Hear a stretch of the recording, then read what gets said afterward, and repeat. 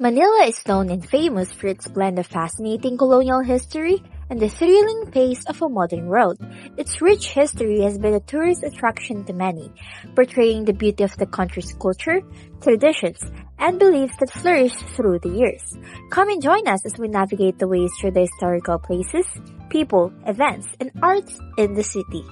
Our stop on day one is Paco Park, with its vintage gate and walls with vines, as well as elegant structures that take you back in time. Paco Park is a recreational garden and was once Manila's municipal cemetery built by the Dominicans during the Spanish colonial period.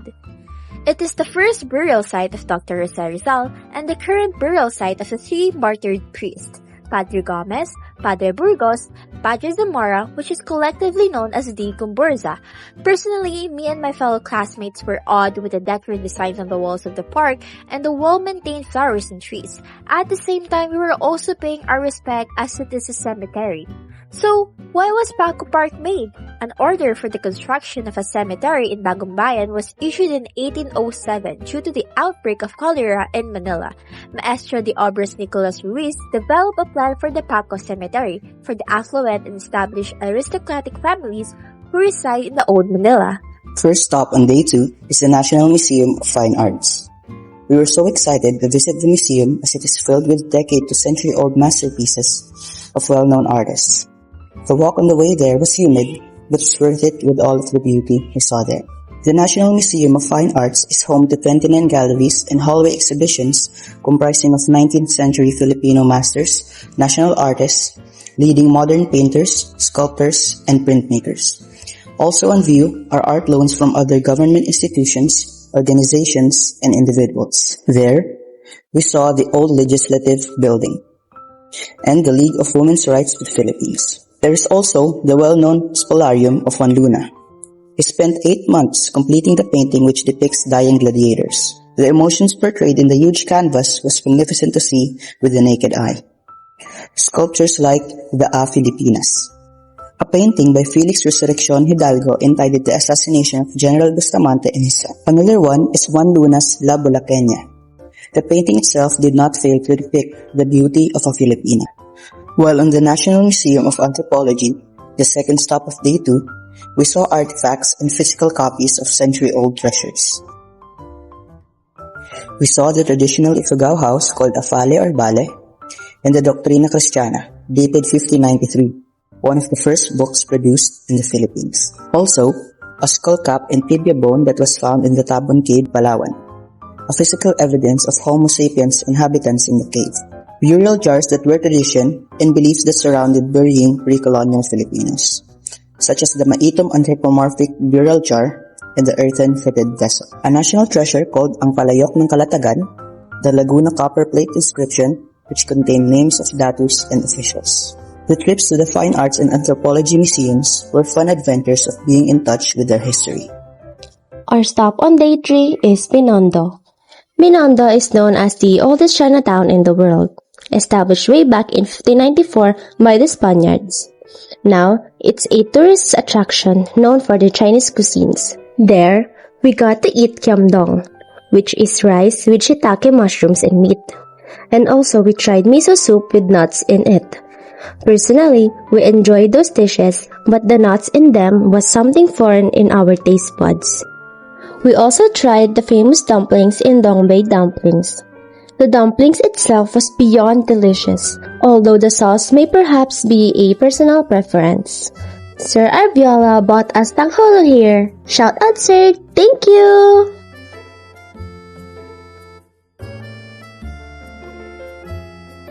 In Binondo, you have to walk around to truly appreciate the place and food stalls in the streets. A perfect way to burn calories after eating.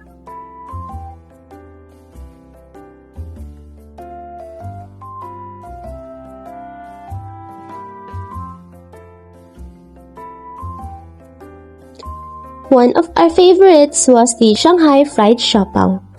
The flavors will burst in your mouth with every bite. We also got to buy at the Salazar Bakery. Shout out to Kay and Jody for the libre.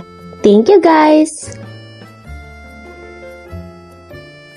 As you can see, James liked the fried siopaw a lot. It's so delicious. We recommend going here to waste your money and have a food trip with your family and friends.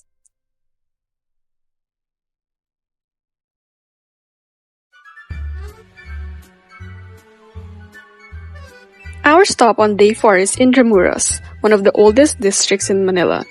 The name came from the Spanish word meaning within walls, which refers to the fortified city founded by the Spanish conquistador Miguel Lopez de Legazpi. There we got to see the Manila Cathedral, an epitome of beauty and a majestic sight within the naked eye. Why was Intramuros made? What was its purpose? It was to be the Spaniards' political and military base in Asia.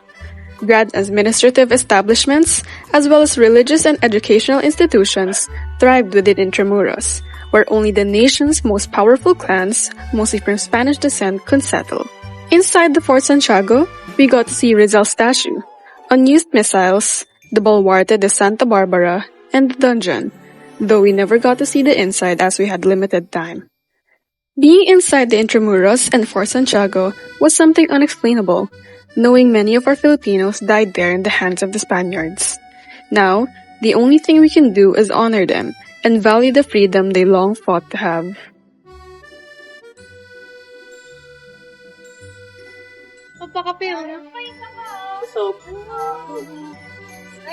Ala, dito pala yung ano, kung saan siya.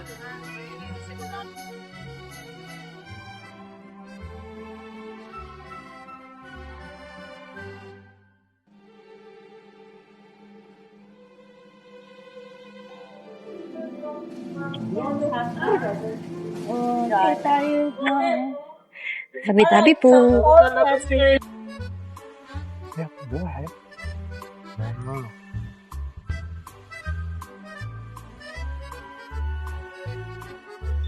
Our stop on day 5 is Central. Central has a diverse tourist spots that you can appreciate by its distinct beauty. Beside the City Hall on the KKK monument, in its back is the Cartilla, consisting of the individuals who died in the Iron Hands, the martial law regime. We know that there are several unnamed deaths of the administrators, and we must never forget the atrocities it did to us. We also got to see the Berlin Wall that represents Katipunan's fight for independence when the wall fell. If you are a nature lover inside the city, the Arroceros Forest Park is perfect for you. Dubbed as the last lung of Manila, it is a home to diverse trees. And if you're a performing arts lover, the Metropolitan Theater is a nice place to visit. Designed by Juan Arellano, it's an awesome place to spend the time and watch plays. On the way to the post office, it's like you're in ancient Greece with its architectural walls and decors. Seeing its columns and beauty being wasted by the fire that happened last year is such a heartbreaking news for our country. Next is the Jones Bridge. This is no joke. It's like you're not in Manila when you step foot in this place. It's like you're in Italy, Venice. The bridge was constructed in the 1910s to replace the historic Puente de España or Bridge of Spain. On the way back to school, we got to try the Ferry Express and we saw the Malacañang. That was a check in the bucket list without a doubt. For our last stop for this vlog, everyone, Luneta Park. Luneta Park is also known as the Rizal Park, which holds a rich historical significance in our country. Inside the park, we visited the Japanese garden where you can truly see the culture of Japan. With its choice of trees and structure of the garden itself, the pond itself mimics a Japanese pond. A Chinese park also resides inside. There we saw the statue of Confucius and small Chinese porches. We were in awe with the Chinese decor and designs. One of the most important stops is the Rizal Monument. The monument in Luneta portrays Rizal in an overcoat holding a book that represents his novel Noli Me Tangere and El Filibusterismo.